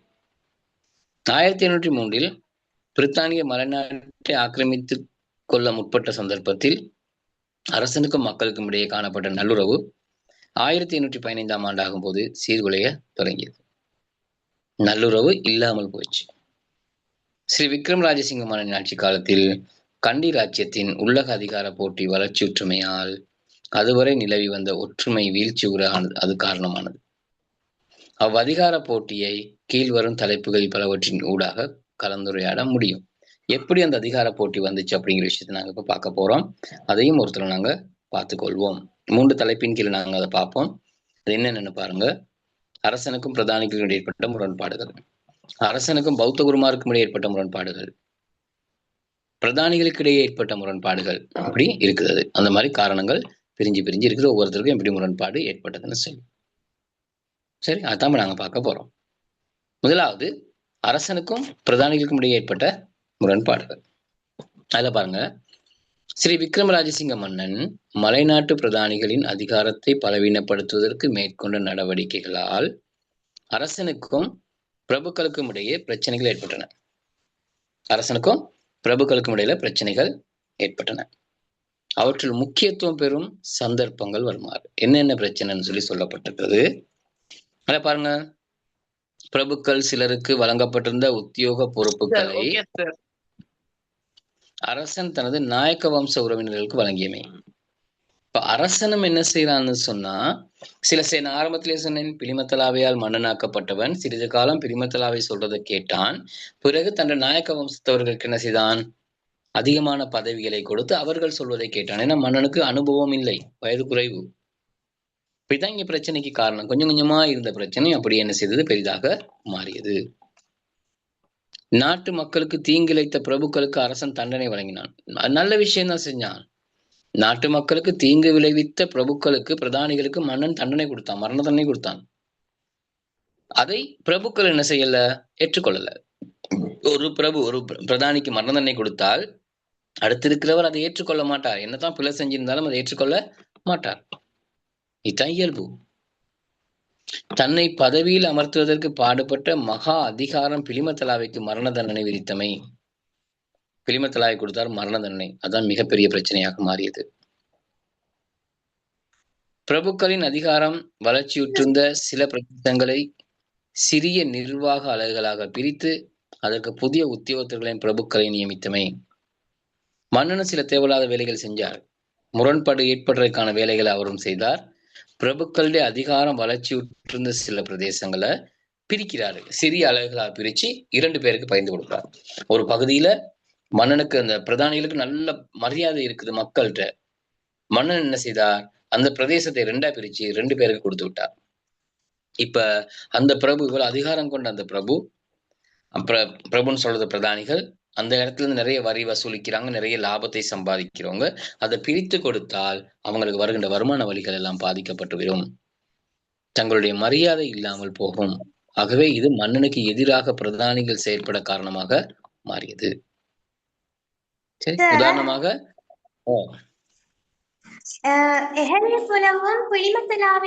உறவினரோ இல்ல, உறவினர் இல்ல, அடுத்த நிலையில உள்ளவர். எஹலப்பொல 2வது பிரதானி, பிலிமத்தலாவை 1வது பிரதானி. பிலிமத்தலாவை இறந்துட்டால் எஹலப்பொல அந்த பதவிக்கு என்ன செய்யணும், வரணும். அதிபர், உதவி அதிபர் அல்லது பிரதி அதிபர் மாறித்தான். அதிபர் போனதுக்கு பிறகு அடுத்த நிலையில் உள்ள என்ன செய்யற அந்த பதவிக்கு வருவார் தானே, அது மாதிரிதான் இது. படை அரசன், அரசன், இளவரசன். அரசன் இறந்துட்டால் இளவரசன் அரசனாக மாறுவான்.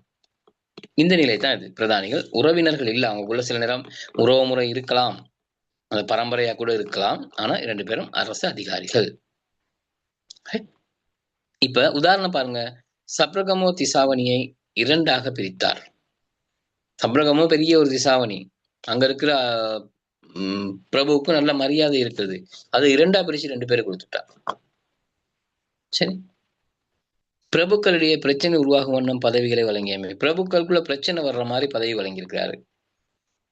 பாருங்க, பிலிமத்தலாவின் மரணத்தின் பின்னர் அவனுடைய முதலமைச்சர் பதவிக்கு எஹலப்பொலவை நியமித்து விட்டு 2வது அமைச்சராக அவனது எதிரியான மொல்லிகொடையை நியமித்தார். எஹலப்பொலையும் மொல்லிகொடையும் எதிரிகள், 2 பேரும் பரம்பரை எதிரிகள். அப்ப பிலிமத்தலாவை இறந்ததுக்கு பிறகு எஹலப்பொல பிலிமத்தலாவோட இடத்துக்கு வந்துட்டார், மகா அதிகாரம் பதவிக்கு வந்துட்டார். எஹலப்பொல இருந்த இடத்துக்கு மொல்லிகொடை வந்துட்டார். அப்படி நியமிச்சதுக்கு பிறகு எஹலப்பொலையும் மொல்லிகொடையும் பரம்பரை விரோதிகள். இவங்க 2 பேரும் அடுத்தடுத்த பதவிகளை நியமிச்சால் நிர்வாகம் செய்ய முடியுமா, முடியாது. பிரச்சனைக்கு காரணமாக மாறியது. இதுதான் பிரபுக்களுக்கும் அரசனுக்கும் இடையில இருந்த முரண்பாடு. பிரதானி பிரபு எல்லாம் ஒன்றுதான். சரி, அரசனுக்கும் பௌத்த குருமாருக்கும் இடையே ஏற்பட்ட முரண்பாடுகள். பரணதல இளம் பிக்கு உட்பட பிக்குமார் பலருக்கு ராசத்துரோக குற்றச்சாட்டின் பேர்ல மரண தண்டனை விதித்தமே. மன்னன் மரண தண்டனை கொடுத்துட்டான் பிக்குமாருக்கு. பரணதலன்னு சொல்ற இளம் பிக்கு, வயது குறைந்த ஒரு பிக்கும், இன்னும் நிறைய பிக்குமாருக்கு மன்னன் மரண தண்டனை கொடுத்தார். அரசுக்கு எதிராக செயல்பட்டாங்கன்னு சொல்லி. இதை ஏனைய பிக்குமாராலையும் சரி மக்களாலையும் பிரதானிகளாலையும் ஏற்றுக்கொள்ள முடியவில்லை. பௌத்த நாடு, பௌத்தம் எப்படி பிக்குமாரை கொலை செய்ய முடியும்? அதனால மன்னனுக்கு எதிராக எல்லாரும் மாற ஆரம்பிச்சாங்க. தலதா மாளிகை அருகில் மேற்கொள்ளப்பட்ட நவீனமயப்படுத்தும் நடவடிக்கைகளுக்கு பிக்குமாரின் இணக்கத்தை பெற்றுக் கொள்ளாமை அடுத்த பிரச்சனை. தலதா மலைக்கு முன்னுக்கு நவீனப்படுத்துறார், அழகுபடுத்துறார். இந்த நேரம் பிக்குமாட உதவியை பெறாமல் தானாக என்ன செய்கிறார், நினைச்ச வேலையை செய்கிறார். இது பிரச்சனைக்கு முகமானது. போகம்பர வாவியை விஸ்தரிக்கும் நடவடிக்கையின் போது போயமொழி விகாரையும் 4 தேவாலயங்களையும் அகற்றுவதற்கு அரசன் எடுத்த தீர்மானத்தை பௌத்த விரோத நடவடிக்கையாக பிக்குமார் கருதியமை. போகம்பர வாவியை விஸ்தரிக்கிற நடவடிக்கையின் போது போயமொழி விகாரையும் 4 தேவாலயங்களையும் அகற்றுவதற்கு அரசன் எடுத்த தீர்மானத்தை பௌத்த விரோத நடவடிக்கையாக பிக்குமார் நம்புறாங்க. விகாரை போகம்பர வாவியை விஸ்தரிக்கணும், ஆனா வழிபாட்டு இடங்கள் என்ன செய்யணும், அகற்றப்படணும். இதுக்கு பௌத்தத்துக்கு எதிராக சார் தலதா மாளிகையில அறிவு மேற்கொள்ளப்பட்ட நவீனமயப்படுத்தும் நடவடிக்கை என்று சொன்னா அந்த பாட்கடல் எனப்படும் அந்த இது நிர்மாணிச்சது தானே சார்? அதுக்கு இல்ல, மிக்க அது அது தெப்பக்குளம் இப்ப இருக்கிறது தானே. அதுக்கு முன்னுக்கு போகம்பர வாவின்னு சொல்லி ஒன்று இருந்தது. அந்த பக்கம் போகம்பர கிரவுண்ட் இருக்க பக்கம் இருந்திருக்கணும். அதை நவீனமயப்படுத்துற செயற்பாட்டின் போதுதான் முரண்பாடு ஏற்பட்டிருக்கணும். சரியா? போகம்பர வாவின்னு சொல்லப்போ இப்ப அது இல்ல.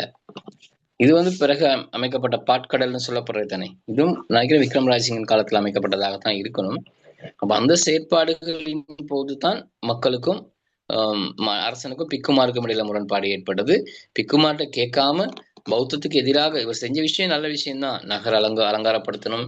அவர் தலதா மாளிகைக்கும் பத்திருப்புன்னு சொல்லப்படுகின்ற ஒரு கட்டடத்தை கட்டியிருக்கிறாரு, எல்லாம் செஞ்சிருக்கிறார். இருந்தாலும் இப்படி ஒரு சில ஒவ்வொரு செயற்பாடுகள் அது பௌத்த சமயத்துக்கு எதிரானதுன்னு சொல்லி பிக்குமாரால் என்ன செய்யப்பட்டது, விமர்சனம் செய்யப்பட்டது.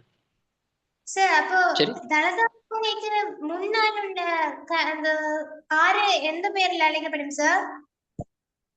அது பாட்கடல்னு சொல்லப்படுது. இப்ப நாங்க அது லேக் கிரவுண்ட் தானே சொல்றோம். லேக் கிரவுண்ட் தானே சொல்லப்படுது, தெப்பக்குளம்னு சொல்லப்படுது. ஆனா அது அந்த காலத்துல அமைக்கப்பட்டதுதான். அது பார்த்திருப்பைக்கா இல்ல பாருங்க, அதுல போற நேரம் ஒரு கட்டடம் ஒன்று தண்ணிக்குள்ளால, அது அந்த அரசனுடைய மனைவி, அவங்க அந்த மனைவி அரசு குளிக்கிறதுக்கான இடம்னு சொல்லியும் அது தரைக்கீழாக இருந்ததுன்ற ஒரு கதையும் இருக்குது. அங்கிருந்து தலதா அந்த மாளிகையில், அரச மாளிகையிலிருந்து அவங்க நீராடுவதற்கு வர்ற இடம் அப்படிங்கிற ஒரு கதையும் இருக்கு. இது எந்த அளவுக்கு உண்மைன்னு தெரியல, ஆனா அப்படி ஒரு கதையும் இருக்குது. எப்படியோ விக்ரமராஜசிங்க மன்னன் செய்த நல்ல விஷயங்களும் முரண்பாட்டுக்கு சார்பானதாக மாறியது. ஒருவரை பிடிக்கலன்னு சொன்னா அவருடைய செயற்பாடுகள் எங்களுக்கு பிடிக்காது, செய்யறது எல்லாமே பிள்ளையாதான் தெரியும். அப்படி நடந்த சம்பவம் தான் இந்த விக்ரமராஜசிங்கன் கைது செய்யப்படுறதுக்கு காரணம். சரி, பாருங்க, பிரதானிகளிடையே ஏற்பட்ட முரண்பாடு. அடுத்தது ஏற்கனவே சொன்னோம், மொள்ளிக்கொடைக்கு மெகலப்பொலைக்கும் இடையில் ஏற்பட்ட பிரச்சனையால் கண்டி ராஜ்யத்தின் அரசியல் ஒருமைப்பாடு பலவீனம். ஏன்னா 2 பேருமே பகைவர்கள். அடுத்தடுத்த பதவிக்கு நியமித்தால் அது நிர்வாகத்துக்கு பொருத்தமானது இல்ல. அவர் சொல்றது இவர் கேட்க மாட்டார், இவர் சொல்றது அவர் கேட்க மாட்டார். பிரச்சனை. மலைநாட்டு நிர்வாக பிரிவுகளின் பிரதானிகள் ஒருவருக்கொருவர் எதிராக செயற்பட்டமையால் அரசனுக்கும் அவர்களுக்கு இடையான தொடர்புகள் சீர்குலைந்தமை. மலைநாட்டு நிர்வாக பிரிவுகளின் பிரதானிகள் ஒருவருக்கொருவர் எதிராக செயற்பட்டமையால் அரசனுக்கும் அவருக்கு தொடர்புகள் சீர்குலைந்தது. நல்ல தொடர்பு இல்லை. பிரதானிகள் ஒருவருக்கு இருக்காங்க, அரசனோடு போய் தொடர்பு கொள்ள வாய்ப்பு இல்லை, நல்ல தொடர்பு இல்லை. ஆகவே கண்டி ராசதானி ஆங்கிலேயரால கைப்பற்றப்படுவதற்கு இதெல்லாம் காரணங்களாக மாறின. சரி, இன்னொரு விஷயம் இருக்கு, அதையும் பார்த்துருவோம். ஆமா, கேள்வி செய்ய இருக்கு, கேள்வி செய்வோம். அப்ப ரைட், கேள்வி செய்வோம். அந்த இதை விடுவோம். இந்த பகுதியை நாளைக்கு அடுத்த கிளாஸ்ல பார்ப்போம். அரசனுக்கும் பொதுமக்களுக்கும் ஏற்பட்ட முரண்பாடுகள் இருக்குது, நாளைக்கு அப்படி தொடர்ந்து அடுத்த கிழமை பார்ப்போம். கொப்பி எடுத்துக்கொள்ளுங்க, கேள்வி செஞ்சிருவோம்.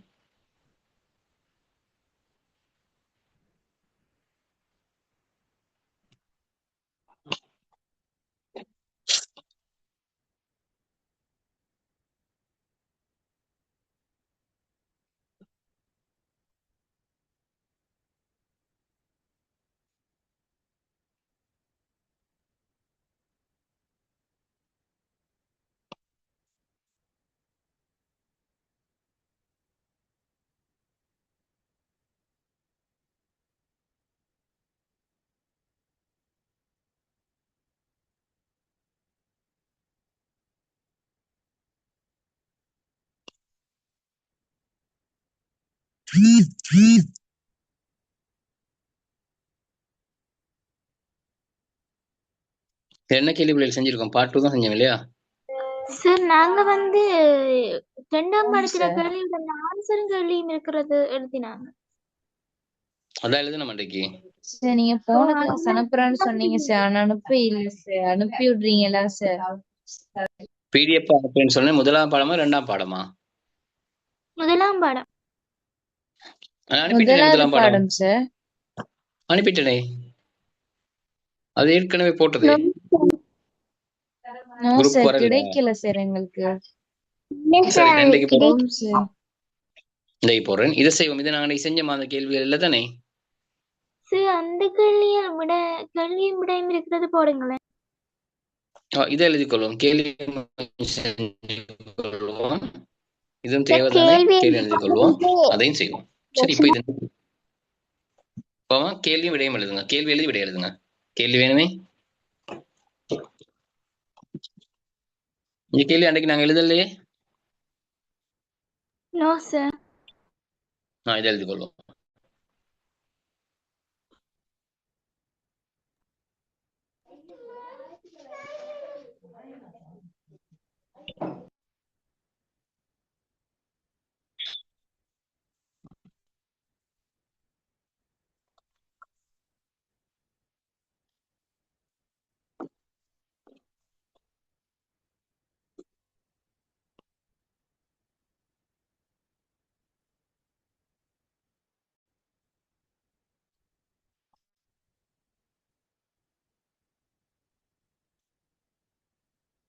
எல்லாருக்கும் பிடிஎஃப் விளங்குதா? ஸ்கிரீன் விளங்குதா? ஆம் சார், விளங்கு. ம்.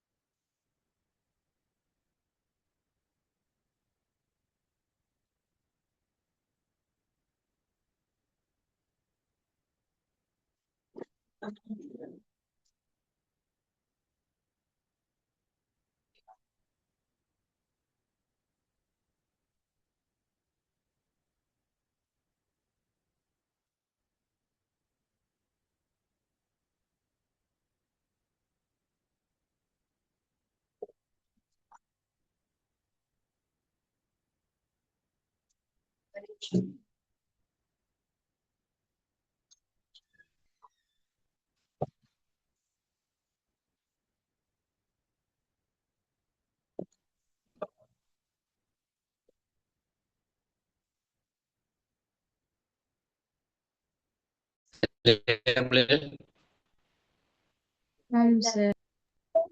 இது கிளியரா கேக்குது.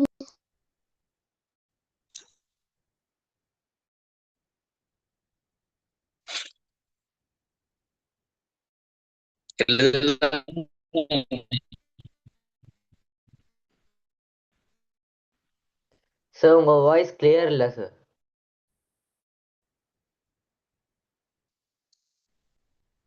கேக்குது இல்லையா?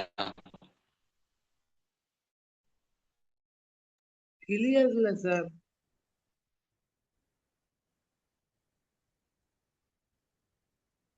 சார் 1 மினிட் சார், கடைசி கேள்வி.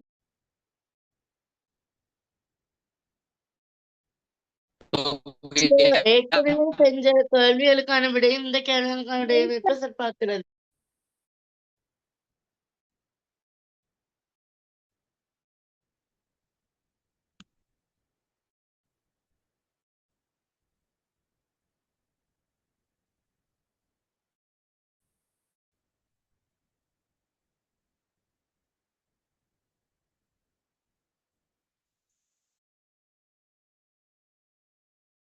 சார் ஸ்கிரீன் இல்லாம போயிடுச்சு. PDF விளங்கல ஓ சார். சார் விளங்கல சார் சார் கிளாஸ்ல இல்ல.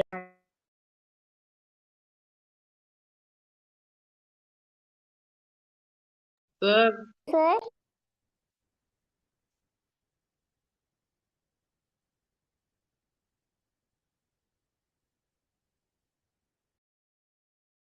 சார்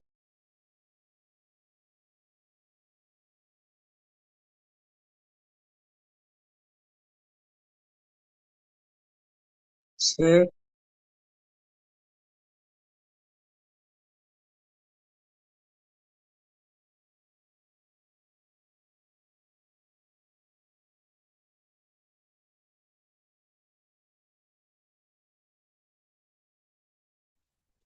குலேல் சாரி, என் கவரேஜ் தான் கட் ஆயிருச்சு, கொஞ்சம் இருங்க.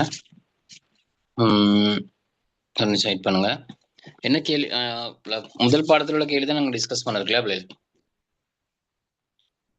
கேள்விகளை சொல்றீங்களா பாப்போம்.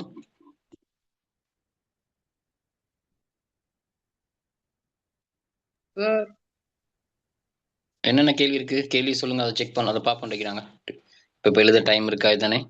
நாங்கள் இதை பார்ப்போம். சொல்லுங்க. சார் ஒல்லாந்தர் இலங்கையில் வந்திறங்கிய இடம் நேரத்துல எது? கேள்வி கொடுத்தீங்களா? விலங்குல ரிஃப்னி? நேரத்தோட கேள்வி கொடுத்த இதுக்கு முதல் கிளாஸ்ல. ஓ முதலாவது பிடிஎஃப்ல கேள்வி செஞ்சிருக்கிறோம். முதல் பாடம் நான் அந்த பிடிஎஃப் இன்னைக்கு நான் போட்டு விடுறேன், அதை நீங்க செய்யுங்க சரி. பிறகு. ஓகே, சொல்லுங்க சாஜிதா.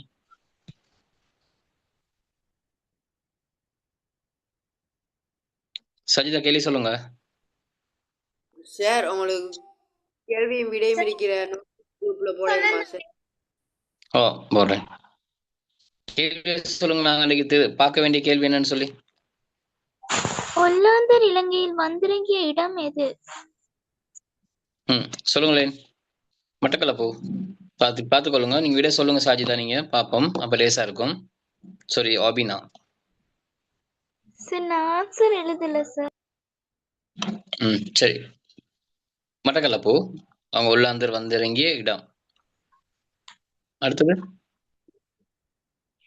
ஒல்லாந்தர் கண்டி மன்னர்களோடு தொடர்பு ஏற்படுத்திய ஆண்டு எது? 1602. முதலாம் விமலதர்ம சூரியனை ஜோரிஸ் வான் ஸ்பில்பர்ஜன் சந்தித்த ஆண்டு. அரசன் முன்னிலையில் மரியாதை குறைவாக பேசியதால் 2 குழுக்களுக்கும் இடையில் ஏற்பட்ட போர் காரணமாக உயிரிழந்த ஒல்லாந்த தளபதி யார்? எழுதிருக்கீங்களா பிள்ளைகள் யாருன்னு சொல்லி? C bell the what. முதலாம் விமலதர்ம சூரியனுக்கு பின் கண்டியில் ஆட்சிக்கு வந்த மன்னர் யார்? யாரால்? செனரத் மன்னன். ஓகே. செனரத் மன்னனின் பின் கண்டியின் ஆட்சியாளர் யார்? இரண்டாம் ராஜசிங். இரண்டாம் ராஜசிங்கன். போர்த்துகேயரை விரட்டும் நோக்கில் உறுதியாக இருந்த மன்னன் யார்? இரண்டாம் ராஜசிங். இரண்டாம் ராஜசிங்கன். இரண்டாம் ராயசிங்க மன்னனின் படையும் ஒல்லாந்த படையும் இணைந்து 1638 தாக்குதலை நடாத்திய கண்டி அமைந்திருந்த இடம் எது? எது? கண்டியில கோட்டை அமைந்திருந்த இடம் மட்டக்களப்பு. மட்டக்களப்பு கோட்டையை தான் கைப்பற்றினாங்க. கோட்டை அமைந்திருந்த இடம் மட்டக்களப்பு. ரைட். அபினா, மத்த கேள்வி அவ்வளவுதானா? இல்ல சார். சொல்லுங்க. வெஸ்டர்வோல்ட் ஒல்லாந்தருடன் 1638 ஒப்பந்தம் மேற்கொண்ட கண்டி மன்னர் யார்? இரண்டாம் யார்? ராஜசிங்கன். இரண்டாம் ராஜசிங். சரி 1638 இலங்கையிலிருந்து வெளியேறிய ஐரோப்பிய இனத்தவர்கள். போர்த்துகேயர். 1658 போர்த்துகேயர். நீர்கொழும்பு காலி கோட்டைகளில் ஒல்லாந்தரால் நிறுவப்பட்ட சார் அந்த கல்லியை நான் கொஞ்சம் தான் எழுதியிருக்கேன் சார், மிச்சம் எழுதல. சரி, வேற ஒருத்தட்ட பார்ப்போம். அடுத்த கேள்வி சொல்லுங்க. அவலகலியும் தான் எழுதியிருக்கேன் சார், மற்றதுக்கு பார்த்துட்டோம். ரைட். கடைசி கேள்வி என்ன சொன்னீங்க?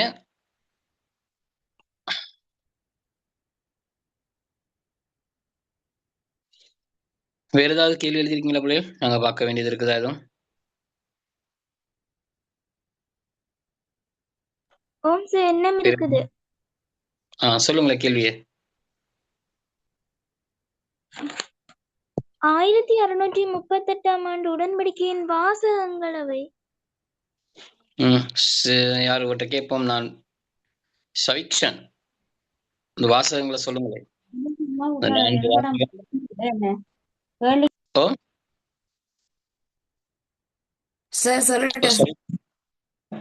சவிக்ஷன் சொல்லுங்க. 4 விடையும் 4க்கு ஒப்பந்தம். சரி சொல்லுங்க. போர்த்துகேயரை இலங்கையிலிருந்து வெளியேற்ற மன்னனுக்கு ஒல்லாந்தர் உதவ வேண்டும். போர்த்துகேயரை தாக்கும் போது ஏற்படும் செலவை கருவா, மிளகு, தேன்மிளகு போன்றவற்றை மன்னன் ஒல்லாந்துக்கு வழங்கி ஈடு செய்ய வேண்டும். யானை தவிர்ந்த ஏனைய கண்டி வர்த்தக ஏகபோக உரிமையை மன்னன் ஒல்லாந்தருக்கு வழங்க வேண்டும். கைப்பற்றப்படும் கோட்டைகளில் மன்னன் விரும்பினால் மாத்திரம்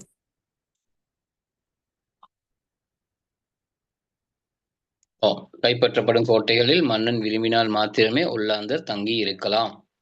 சரி, அதுல இந்த வேண்டும்ங்கிறத விட அதுதான் ஒப்பந்தத்தில் ஓடப்பட்ட விஷயம். என்ன? முதலாவது ஒல்லாந்தர் ஒத்துக்கொள்றாங்க போர்த்துகேயரை வெளியேற்றுவதற்கு உடன்படல். வேண்டும்ங்கிறத விட்டுட்டு உடன்படல் எழுதுங்க சவிக்ஷன். அதே மாதிரி யுத்தத்துக்கு போற செலவுகளை மன்னன் கருவா, மிளகு, தேன்மிளகு என்பவற்றின் மூலம் நட்டையீடு கொடுக்கணும். தர்றதாக ஒத்துக்கொள்றார். அடுத்தது கண்டி ராசதானில யானைகள் தவிர ஏனைய வர்த்தக பொருட்களை விலை கொடுத்து வாங்குவதற்கு மன்னன் ஒல்லாந்தருக்கு சந்தர்ப்பத்தை, வாய்ப்பை ஏற்படுத்தி கொடுக்கிறார். கடைசி ஒப்பந்தம் தான் முக்கியமான ஒப்பந்தம். போர்த்துகேயிடமிருந்து கைப்பற்றப்படும் கோட்டைகளில் மன்னன் விரும்பினால் மாத்திரமே ஒல்லாந்த படைகள் தங்கியிருக்க முடியும். இதான் 4 வாசகங்களும். சரி, வேற ஏதாவது கேள்வி இருக்குதா? சார். ஓம் சார், சொல்லுங்க, கேள்வி சொல்லுங்க. ஒல்லாந்தருக்கும் கண்டி மன்னனுக்கும் இடையே முரண்பாடு ஏற்பட காரணம் யாது? அதுக்கான காரணத்தை யார் சொல்ல போறீங்க? சைன் சொல்றீங்களா? ஒல்லாந்தருக்கும் கண்டி மன்னனுக்கும் இடையில் முரண்பாடு ஏற்படுறதுக்கான காரணம் யாது? ஹரிணி சொல்லுங்க. ஹரிணி. நான் சொல்லிட்டேன் சார். ஓகே, சொல்லுங்க சவிக்ஷன். 1638 ஒப்பந்தத்தில்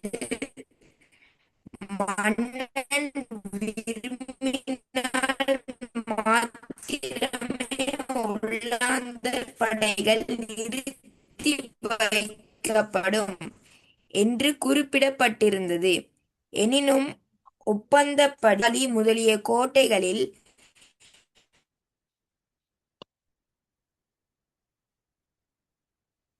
சவி கிஷானுடைய கவரேஜ் பிரச்சனை விட்டு வருது. அவர் சொல்ல வந்த விஷயம், அந்த 1638 ஆண்டு ஒப்பந்தத்தை மீறி செயல்பட்டது. மன்னன் விரும்பினால் மாத்திரமே ஒல்லாந்தர் கோட்டைகளில் தங்கியிருக்க முடியும், போர்த்துகேயிலிருந்து கைப்பற்றப்படுகின்ற கோட்டைகளில் தங்கியிருக்க முடியும் என்ற ஒப்பந்தத்தை மீறி ஒல்லாந்தர் செயல்பட்டதன் காரணமாக மன்னனுக்கும் ஒல்லாந்தருக்கும் இடையில முரண்பாடு ஏற்பட்டது. சரி, சவி கிஷான். வேற எதுவும் இருக்கா பிள்ளைகள்?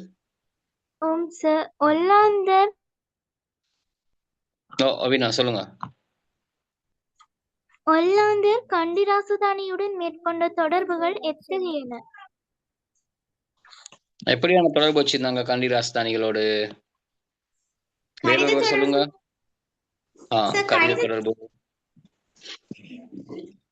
கடித தொடர்பு உண்டு. வேற பரிசு வழங்குதல், தூது தொடர்புகள். சரி, இதுகளை வச்சுதான் கடிதம், தூது தொடர்பு, பரிசில்களை வழங்குறது. சரி, சரியா? வேற எதுவும் இருக்குதா கேள்வி? எழுதியிருக்கிறீங்களா?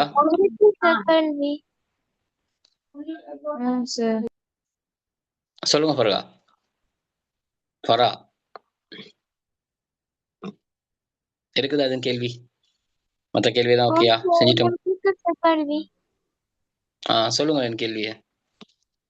Okay sir.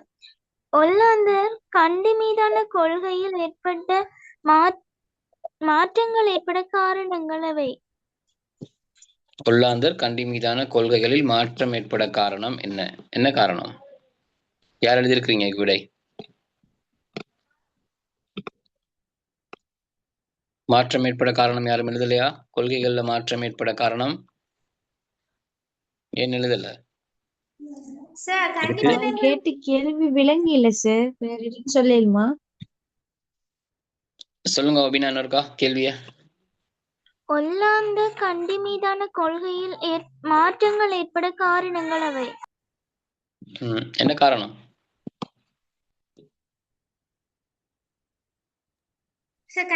சொல்லுங்க.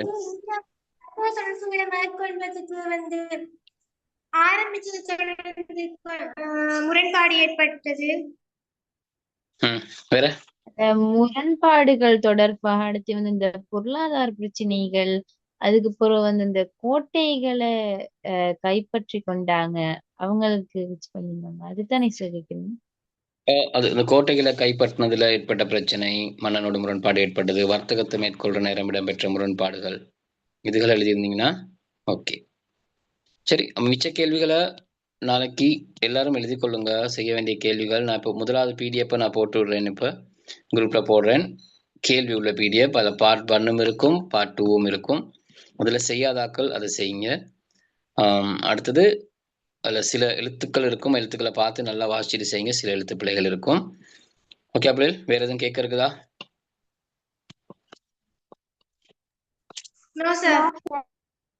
Okay, good night. Bye sir, thank you sir. Good night. Thank you sir.